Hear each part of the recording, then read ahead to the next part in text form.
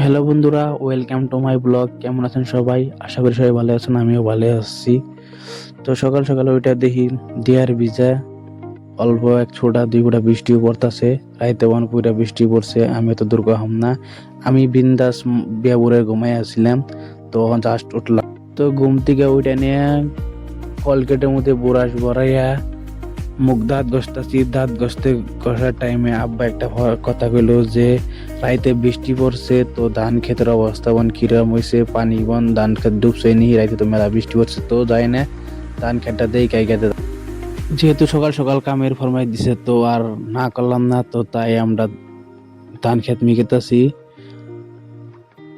আমি আর আমার ছোট ভাই দুইজনে মিলে খেতেছি ধান খেতে। ওরা আমার ছোট ভাই দুইজনে মিলে ধান খেতটা দিয়ে এই যে কোন পরিস্থিতি ধান খেত ডুবলো নি, রাইতে বৃষ্টি পড়ে। তো সেই উদ্দেশ্যে আমি আর আমার ছোট ভাই ধান খেতে গেতেছি।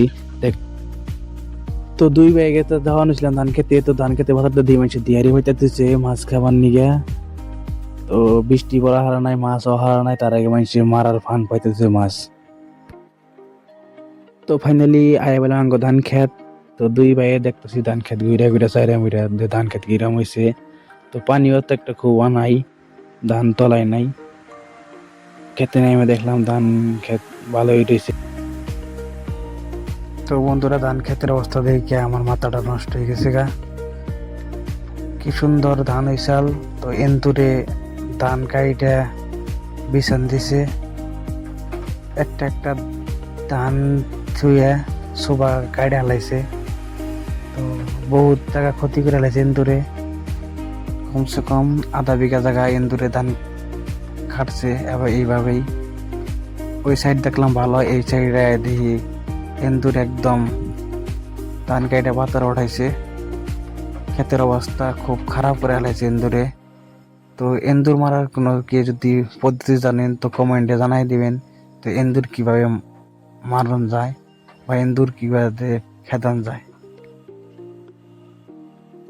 তো এন্দুর ডর দেওয়ার নিকে আমরা কলা গাছের দিকে পাতা ছাড়াই কলা গাছের ডাটি থাকে পাতার দিতাছি খেতে দিবেন নিকে। তো আমার ছোট ভাই কলা গাছের দিকে পাতা কাটা কলা গাছের পাতা ফলাই দিয়ে ডাটি কিনে একটা একটা করে একখানে জড়া করতেছে। তো এনে তো কলা গাছের দিকে পাতা ফলাই দিয়ে দুই ভাই কলা গাছের পাতা ফলাই দিয়ে বলে যেটা থাকে ডাড়ি, ওই ডাড়ি নিয়ে গেছি ধান খেত মিহি। তো ধান খেতে যাই না যেন যেন এন্দুরে কাটছে এনে বিছাই দেবো।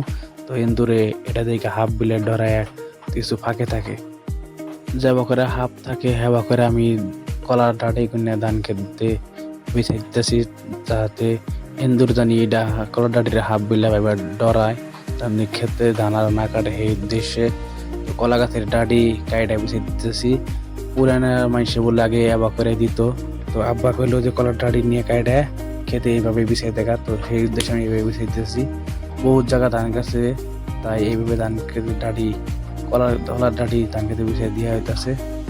তো জানি না মানবো না নাই, তাও চেষ্টা করে দেখি যদি মানে। তো বহু জায়গা ক্ষতি করে হলাইছে এন্দুরে, যাতে আর ক্ষতি না করে তার জন্য এবার করে ধান খেতে কলার ডাড়ি বিছিয়ে দেওয়া হইলো বা ফলাই দেওয়া হইলো। তো তো এন্দুরে ক্ষেতের ধান কাইটে ক্ষেতের পাতা কাড়ি উড়াই লাগছে। তো তাও দিলাম যদি মানে কলার ডাকে বিছিয়ে দিলাম। তো আজকের মতন ব্লগ এই আলবিদা দোস্ত।